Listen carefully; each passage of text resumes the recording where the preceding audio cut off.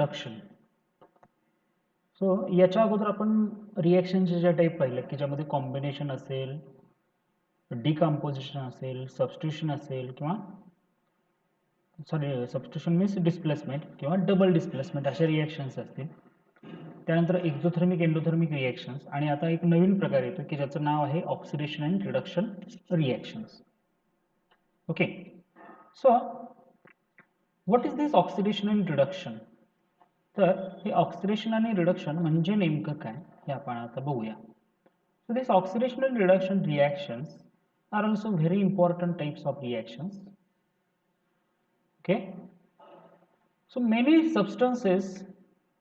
types of substances gives reactions which are called as oxidation and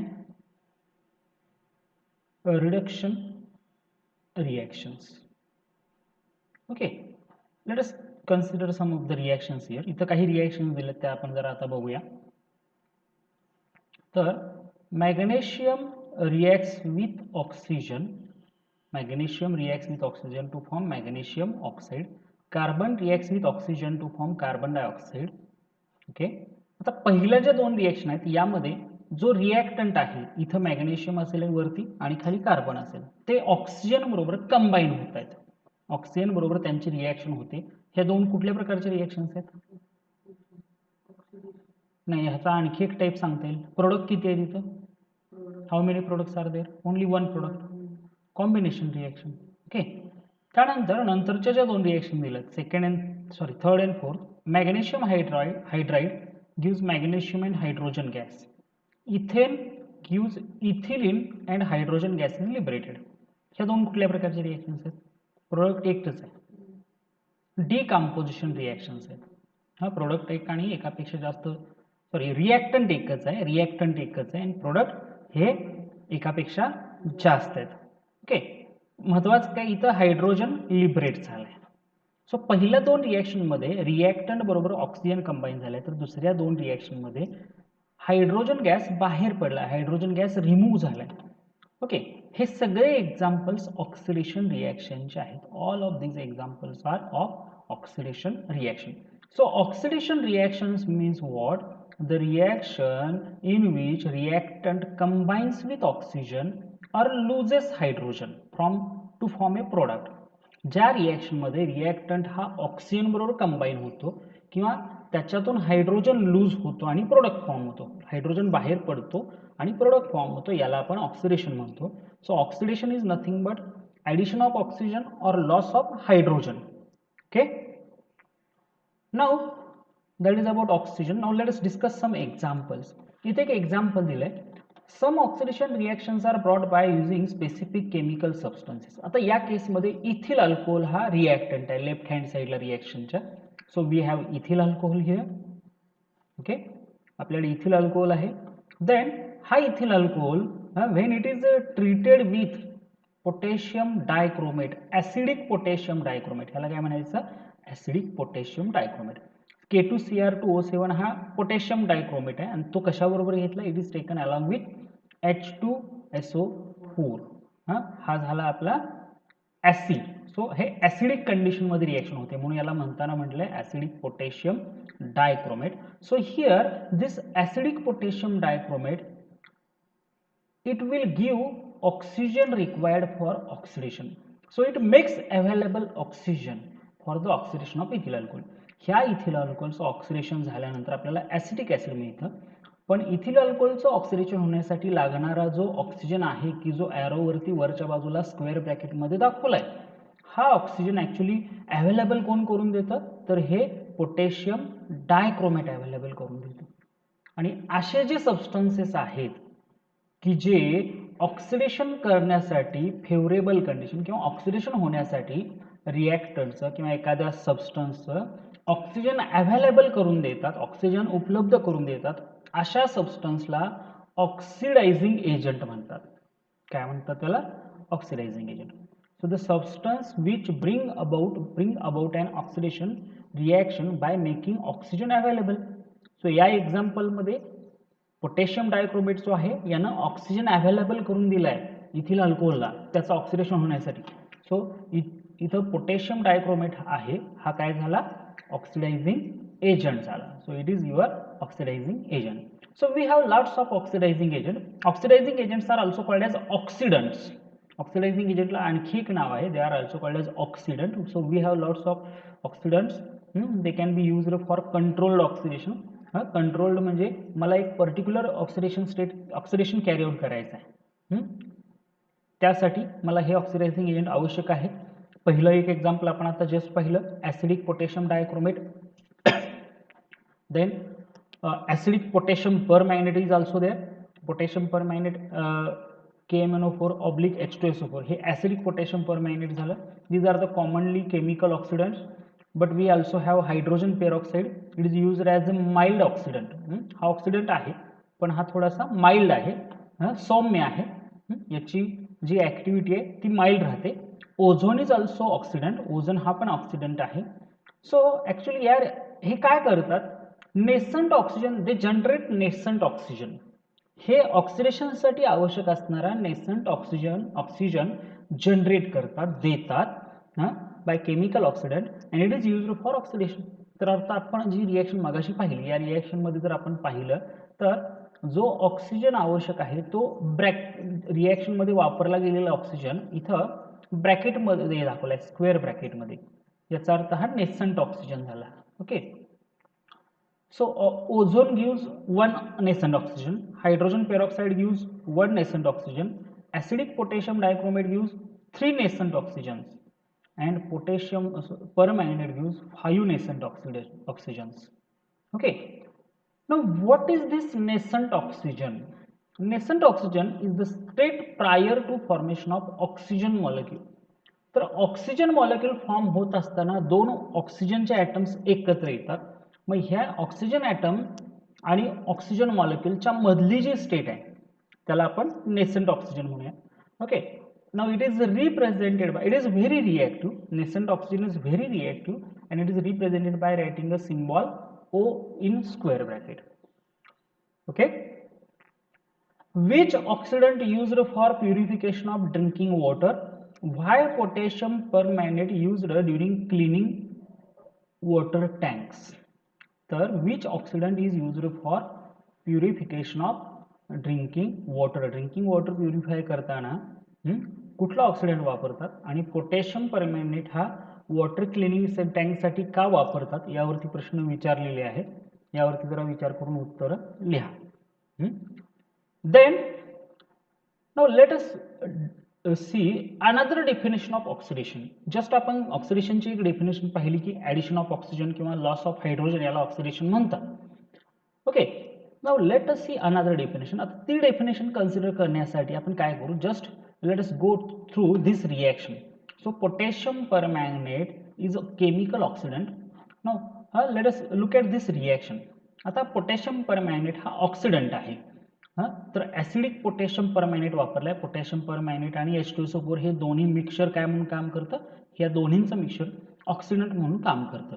आता इथं ferrous sulphate FeSO4 आहे रिएक्शनच्या left hand साईडला, म्हणजे तो रिएक्टंट आहे. आणि प्रोडक्टमध्ये Fe2SO4 थ्राईस तयार झालाय. हा फेरिक सल्फेट आहे. Ferrous sulphate to ferric sulphate.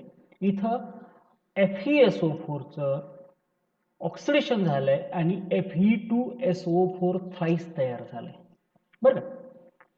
So which compound is oxidised by KMnO4 in presence of acid? Of course FeSO4. काय दिसतंय, FeSO4 हा ऑक्सिडाइज झालाय. ओके.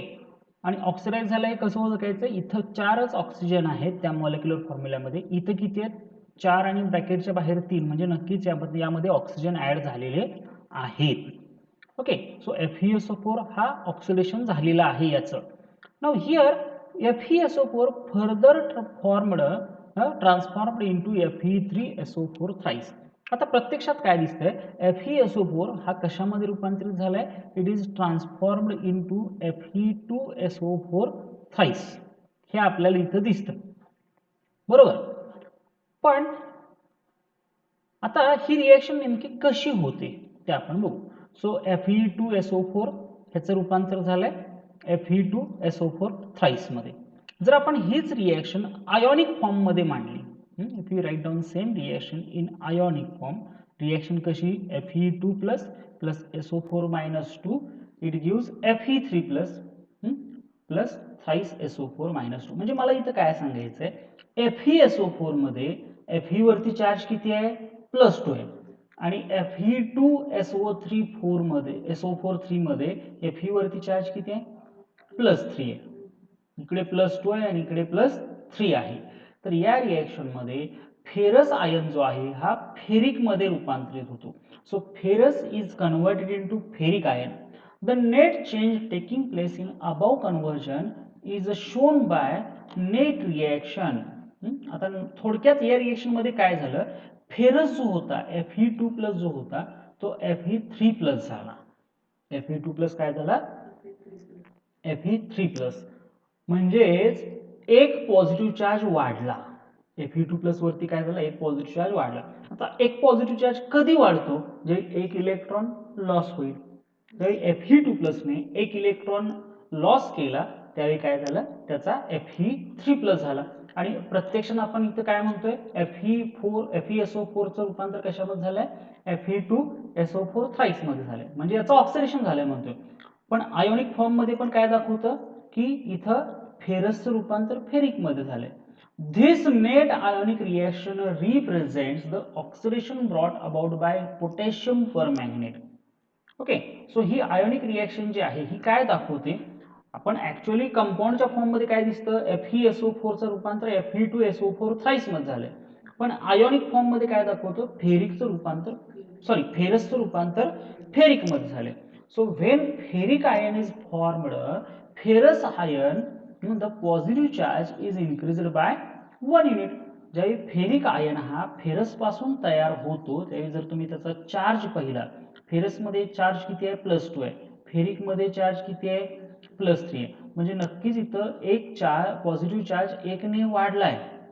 ओके, आणि हे कधी शक्य आहे, while this happen when the ferrous ion loses one electron. Ferrous ion काय करतो, एक इलेक्ट्रॉन लॉस करतो. म्हणजे याचा अर्थ असा आहे की FeSO4 चं रूपांतर Fe2SO4 थ्राईस मध्ये होत असताना फेरस आयन जो आहे हा फेरिक मध्ये कन्वर्ट होतो by loss of electron. So it also shows that what is oxidation.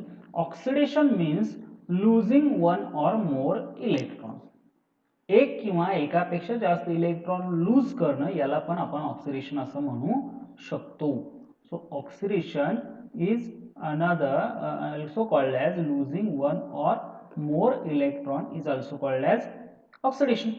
यालाच आपण ऑक्सिडेशन पण म्हणू शकतो. Okay, now so oxidation means loss of electron. Oxidation means loss of electrons. One or more electrons is also called as oxidation.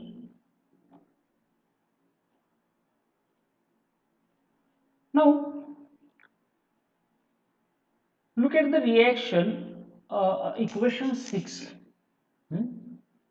So if we go back to the equation 6, we have seen that reaction before while discussing the rules of writing chemical reaction, chemical equation. So equation number 6 काय सांगते, vegetable oil on hydrogenation gives vanaspati ghee in presence of nickel as a catalyst at 60 degrees Celsius. So just remember this reaction. So this reaction is very important to understand this reduction. Okay, आता या reaction मध्ये जर आपण पाहिलं तर नेमकं काय झालं बघूया. Now let us again go back to the page, next previous page, जिथं आपण होतो तिथं जाऊ. Look at the chemical equation 6. या रिएक्शन मध्ये आपल्याला काय दिसतंय ते जर आपण आता पहिल्यांदा बघू. So in this reaction what has happen, we have taken vegetable oil as a reactant. इथं vegetable oil हे रिएक्टंट म्हणून घेतलेलं आहे. So this is your reactant. याची रिएक्शन हायड्रोजन गॅस बरोबर कॅरी आउट केलेली आणि आपल्याला प्रोडक्ट मिळालेला आहे वनस्पती घी. So is your product. Okay. बाकीच्या कंडिशन्स, निकेल कॅटलिस्ट वापरलाय, 60 डिग्री सेल्सिअसला रिएक्शन कॅरी आउट करतोय. ॲज युजल बाकीच्या कंडिशन्स आहेत त्या आहेतच. आता हे नेमकं काय आहे जर आपण बघूया. So in this reaction what happen, vanaspati ghee is obtained from vegetable oil. आणि या रिएक्शन मध्ये हायड्रोजन ऍड झालाय. हायड्रोजन काय झालाय? ऍड झालाय. हायड्रोजन बरोबर रिएक्शन झाली. अशा ज्या रिएक्शन्स आहेत, the chemical reaction in which reactants gain hydrogen. आता ऑक्सिडेशन मध्ये काय होतं? हायड्रोजन बाहेर पडतो, लॉस होतो, रिमूव्ह होतो. तर रिडक्शन मध्ये त्याच्या बरोबर अपोजिट आहे. ऑक्सिडेशनच्या अपोजिट रिडक्शन. ऑक्सिडेशन मध्ये काय म्हणलं? कॉम्बिनेशन ऑफ ऑक्सिजन और लॉस ऑफ हायड्रोजन. इथं त्याच्या उलट, gain of hydrogen or loss of oxygen is called as reduction. Similarly, the reaction in which reactant loses oxygen and the product formed is called as reduction reaction. So reduction means what? Gain of hydrogen, loss of oxygen. Oxidation means what? Gain of oxygen, loss of hydrogen. म्हणजे दोन्ही एकमेकाला opposite आहेत. And the substance, जसं आता oxidation मध्ये पाहिलं होतं, जो सबस्टन्स ऑक्सिडेशन साठी रिस्पॉन्सिबल ठरतो, तसंच इथं आता बघायचं आहे, the substance that bring about reduction is called reductant or reducing agent.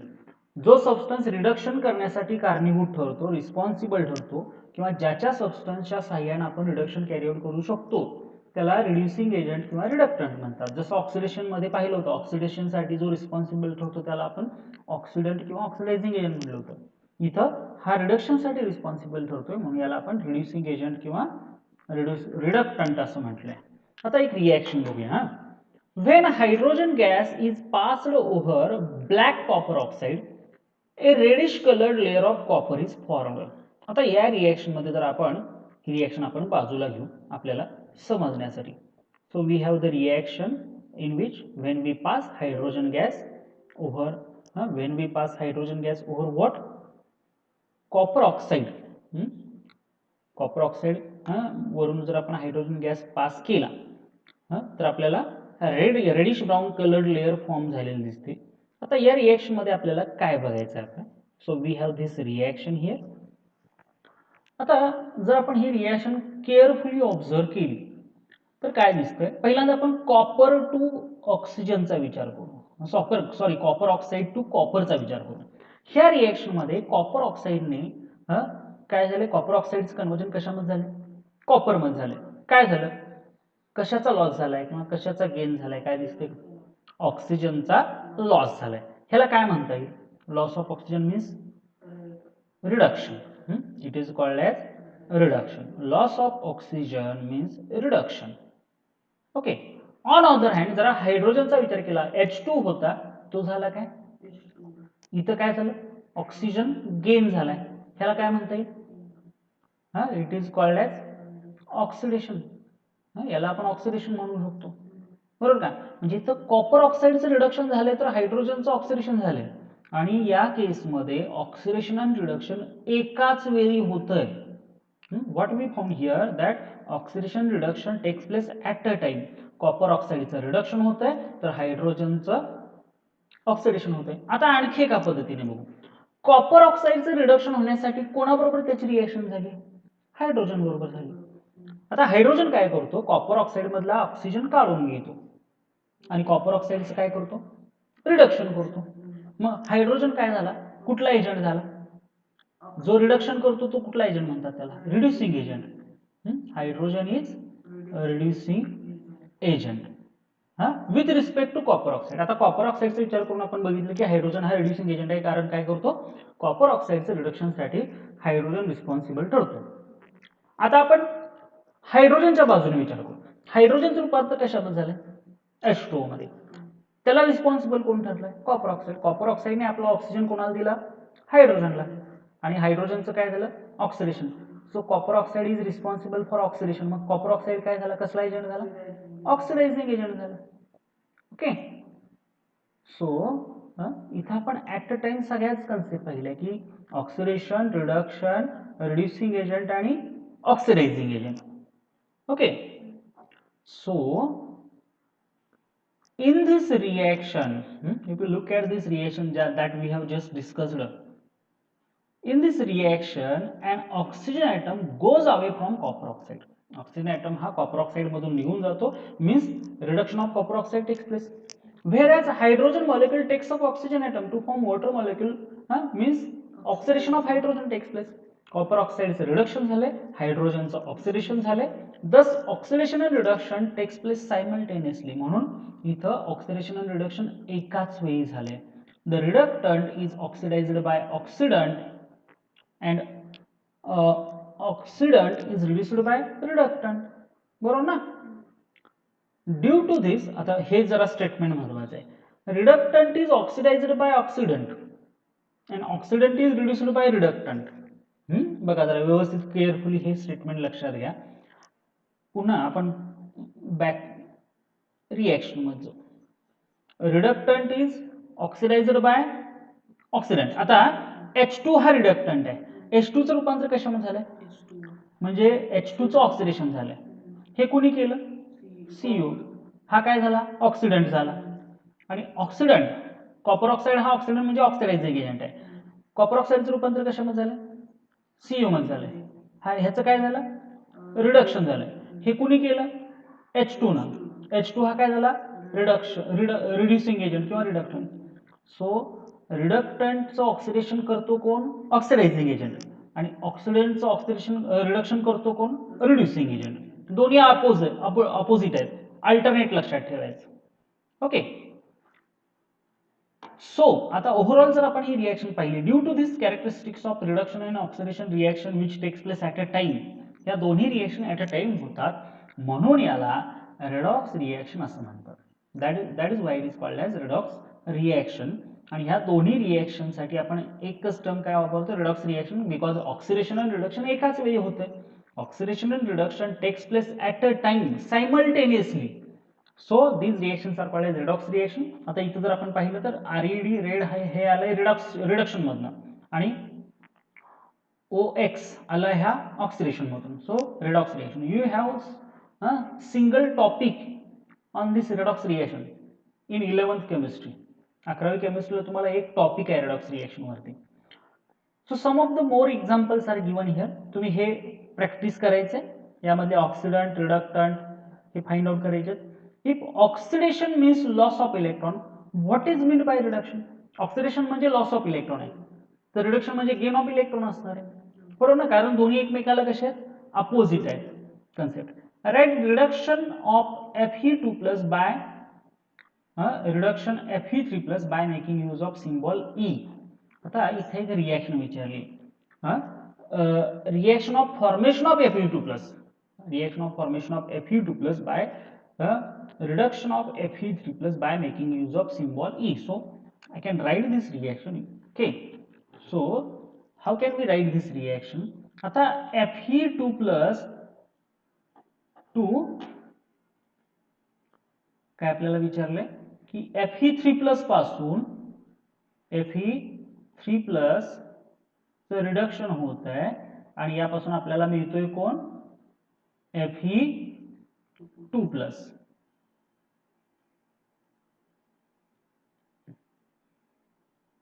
Plus 2. Okay.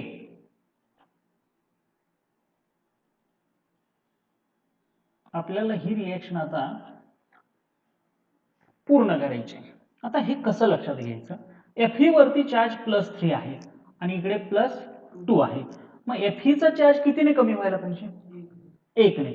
-1 charge म्हणजे याच्यामध्ये किती इलेक्ट्रॉन ऍड होणार? 1 इलेक्ट्रॉन ऍड होणार. रिडक्शन मध्ये रिएक्टंट मध्ये इलेक्ट्रॉन ऍड करायचा -1. ही झाली तुमची reaction. Okay. Now let us move forward. So up to here we have seen what is oxidation and what is reduction and what is a redox reaction. Okay. The luster of surface of aluminum utensils in house lose after few days. Why does this happen? ॲल्युमिनियमचे utensils असतील घरी आणलेले नवीन, तर त्याचा lustre काही दिवसांनी चकाकी निघून जाते. याचं कारण विचारले, सिंपल रिझन आहे, जरा विचार करून उत्तर लिहा. Okay, when the positive charge on an atom or an ion increases or negative charge on them decreases, then it is called as oxidation.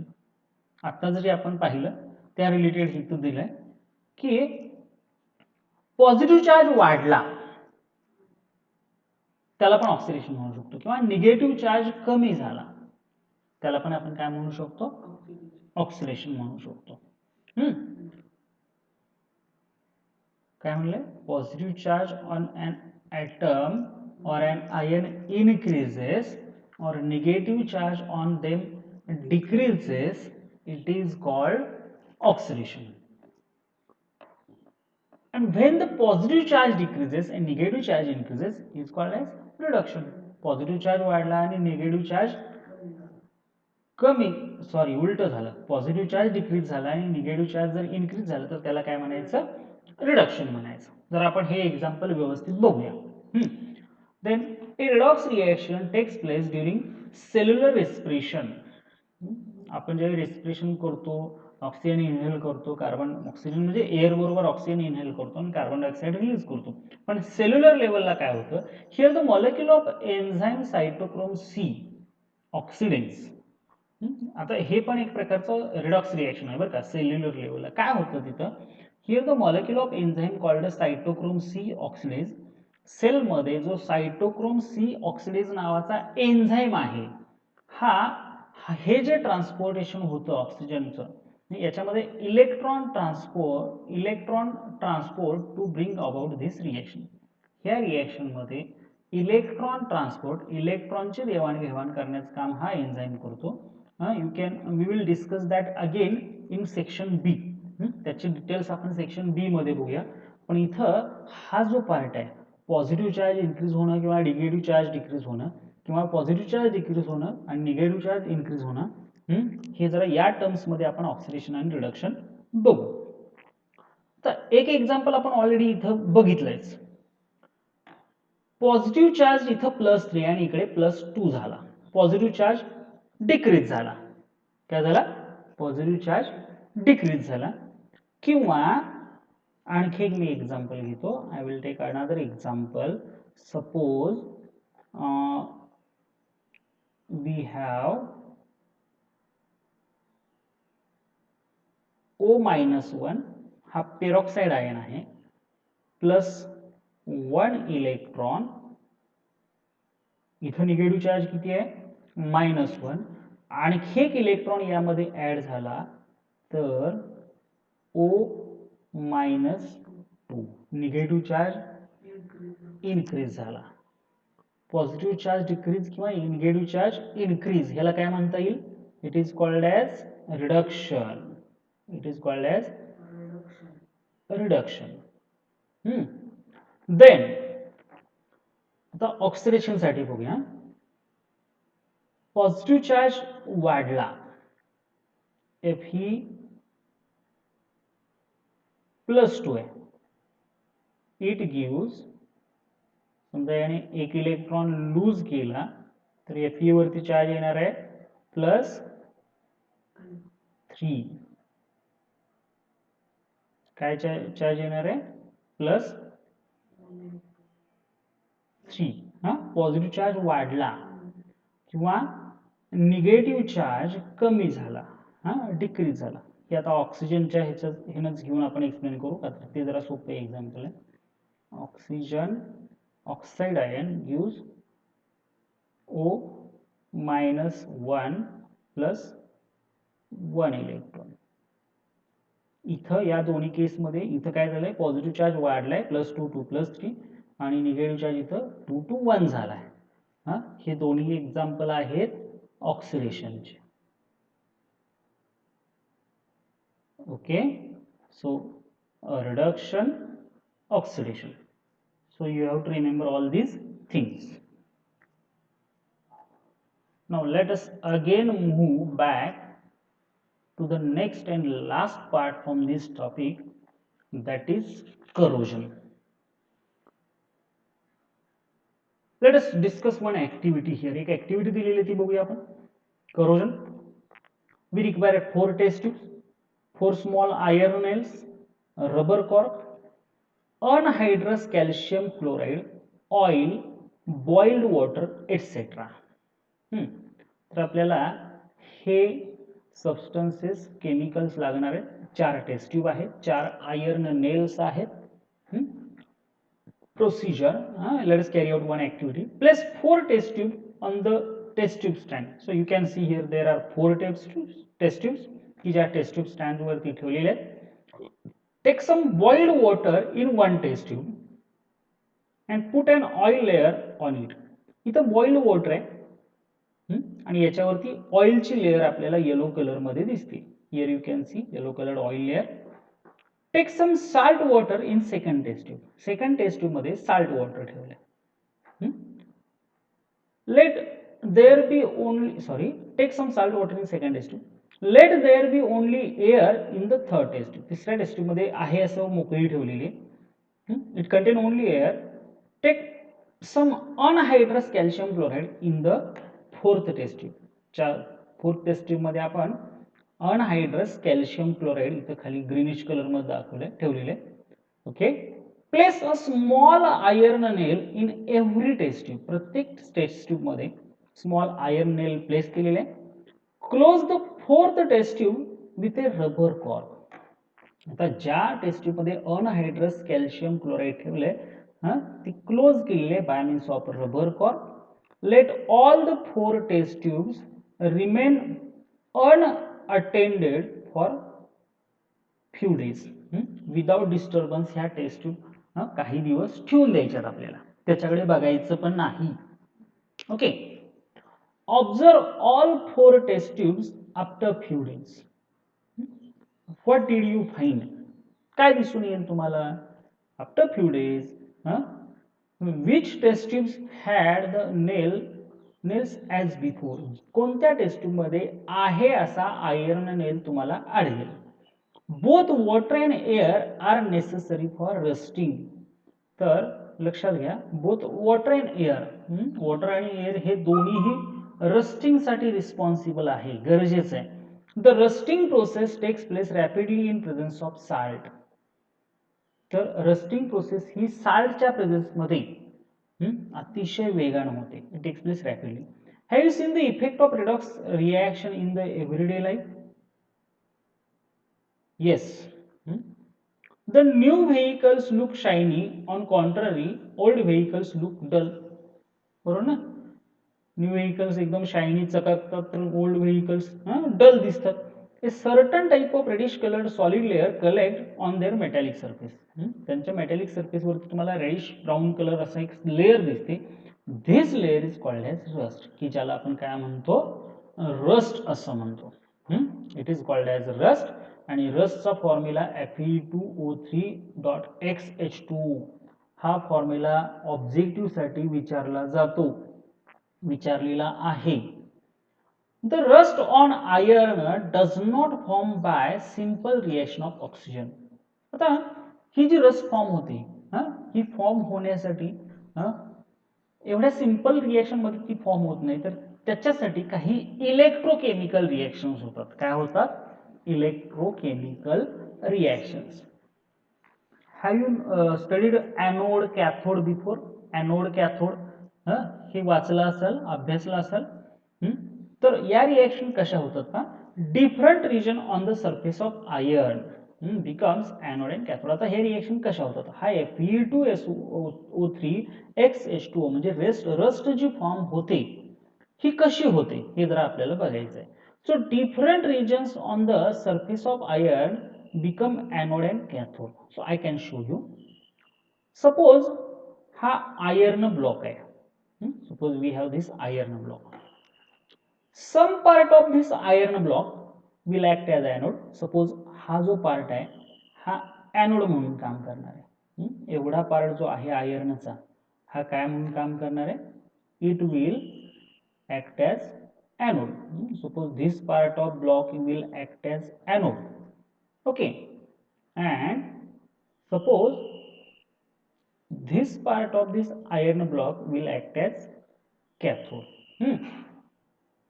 हा पार्ट काय म्हणून काम करणार आहे, एनोड म्हणून काम करणार आहे.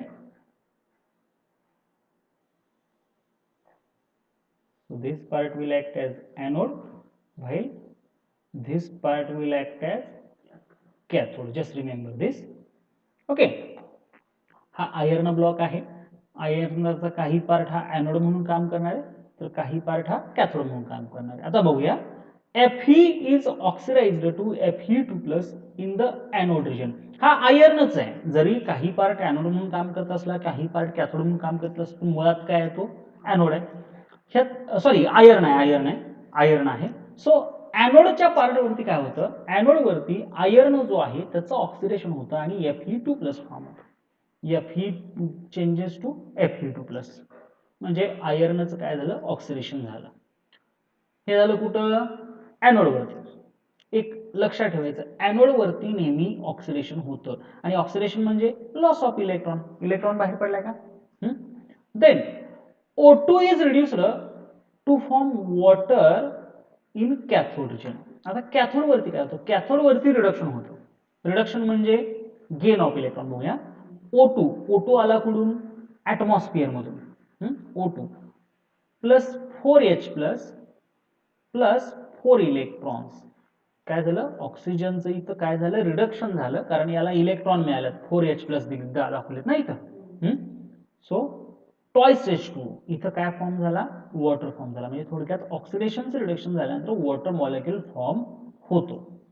When Fe2+ ions migrate from anode to cathode. आता जर आपण ओव्हरऑल बघितलं तर एनोड वरती Fe2+ आयन फॉर्म झालेत. According to the reaction at anode Fe2+ ions are formed. Okay, they migrate from anode to cathode. Anode कडून कुठे जातात, कॅथोड कडे जातात. where they react with water, की जिथं ते कोणाबरोबर रिएक्ट होणार आहेत, वॉटर बरोबर. काय तर आपण आताच रिएक्शन मध्ये पाहिलं, कॅथोड वरती काय होतं, कॅथोड वरती वॉटरचं रिडक्शन होत, सॉरी ऑक्सिजनचं रिडक्शन होतंय आणि वॉटर फॉर्म होतंय, बरोबर ना. सो आणि एनोड वरती Fe2+ आयन्स फॉर्म होतात. So Fe2+ ions move from anode to cathode where water is formed, आणि या दोघांमध्ये रिएक्शन होते आणि पुढे जाऊन काय होतं, further Fe2+ oxidised to form Fe3+. इथं Fe2+ कॅथोडकडे गेल्यानंतर Fe2+ पुढे जाऊन ऑक्सिडेशन होतं आणि Fe2+ रूपांतर कशामध्ये होतं, Fe2+ changes to Fe+3. Okay. So Fe2+ पुन्हा ऑक्सिडाइज झाला आणि Fe3+ तयार झाला. A reddish colored hydrate oxide is formed from Fe3+ ion which is called as rust and it collect on surface. आता बघा, Fe2+ फॉर्म झाला, तो कशामध्ये रूपांतरित झाला पुढे जाऊन, Fe3+, आणि हा Fe3+ plus water, Fe3+ plus water, Fe3+ plus water, ह्याच्या रिएक्शन मधून काय मिळतं, Fe2O3H2O, की ज्याला आपण काय म्हणतो, rust. So a reddish coloured hydrate oxide is formed from Fe3+ which is called as rust which get collected over the surface. Now let us discuss it again in short. पहिल्यापासून येऊ आपण. We have iron metal. Some part of iron metal will act as anode while some part will act as cathode. बरोबर. या iron मेटलचा काही part हा anode म्हणून काम करणार आहे, तर काही पार्ट हा कॅथोड म्हणून काम करणार आहे. Okay. So at anode iron oxidise to form Fe2+. At cathode oxidation is reduced, oxygen is reduced to form water. Then Fe2+ ion move from anode to cathode where they oxidized from Fe2+ to Fe3+. Okay. Then when Fe2+ ions migrate from anode to cathode they get oxidized to Fe3+. आणि आता Fe3+ आहे आपल्याकडे, water आहे. So this Fe3+ and water react with each other to form Fe2O3H2O. आणि हा जो form झालाय product याला आपण काय म्हणतो, it is called as rust. याला आपण रस्ट असं म्हणतो की जी कलेक्ट होते सरफेस वरती. So rust having this formula due to various components of atmosphere oxidation of metal takes place consequently resulting there damage. It is called as corrosion. तर atmospheric कॉम्पोनंट्समुळे, ॲटमॉस्फेरिक कॉम्पोनंट हवेमध्ये जे घटक आहेत, जे वेगवेगळे गॅसेस आहेत, त्यामुळे मेटलचं ऑक्सिडेशन होतं आणि यातून मेटल डॅमेज होतो, खराब होतो ना करोजन झाल्यानंतर, की ज्याला आपण करोजन म्हणतो. Iron rust and a reddish coloured layer is collected on it. This is corrosion of iron. So आयर्नचं करोजन आपलं कॉमन एक्झाम्पल आहे. Corrosion is very serious problem. Okay, we are going to study about in the next chapter. याचा पुन्हा आपल्याला study करायचं आहे पुढच्या टॉपिकमध्ये. How are the blackened silver utensils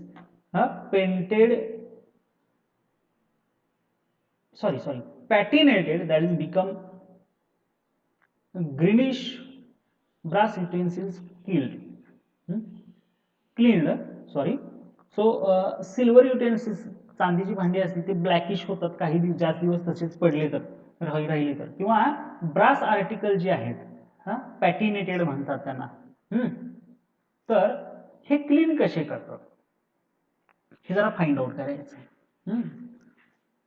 simple process आहे. जर आपण सर्च केला तर तुम्हाला उत्तर याचं मिळेल. Now we have rancidity. So when we use old leftover cooking oil for making foodstuff, it found to have foul odor called rancidity.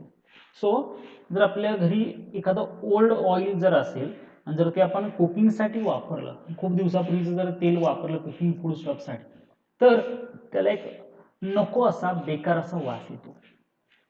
Okay, की ज्याला आपण रॅन्सिडिटी असं म्हणतो. What we call it as rancidity. If the food is cooked in such oil, the taste also changes. When we use same oil for food cooking, its taste changes. When oil or ghee is left aside for a long time, or fried foodstuff left aside for a long time, it undergo air oxidation. So काय म्हणले, oil किंवा घी सारखे जे पदार्थ आहेत किंवा एखादा fried फूडस्टफ आहे, बरोबर का, फ्राय म्हणजे काय, तळणे, हे जर जास्त दिवस आहे असे राहिले न यूज करता तर त्याचं ऑक्सिडेशन होतं आणि ते काय होतात, रॅन्सिड होतात. त्यांना नकोसा असा वास येतो. यालाच रॅन्सिडिटी असं म्हणतात. So rancidity in food stuff cooked in oil or ghee is prevented by adding or using antioxidant. मग हे अवॉइड करण्यासाठी त्या ऑइलमध्ये किंवा त्या फूड स्टफमध्ये आपण काय करतो, काही सबस्टन्सेस ॲड करतो की ज्याचं नाव आहे अँटीऑक्सिडंट. रॅन्सिड होणं म्हणजेच काय, ऑक्सिडेशन होणं. आणि अँटीऑक्सिडंट काय करतात, ऑक्सिडेशन होऊ देत नाही. The process of oxidation reaction of foodstuff can also slow down by storing in the air tight container. आणि हे आणखी एका पद्धतीने आपण करू शकतो. We can avoid oxidation reaction of foodstuff by storing them in air tight container. त्याला आपण एअर टाईट कंटेनरमध्ये पॅक केल्यानंतर पण आपण ते टिकवून ठेवू शकतो विदाउट ऑक्सिडेशन. त्याचं ऑक्सिडेशन प्रिव्हेंट करू शकतो. So that is about rancidity. And here we have completed our unit number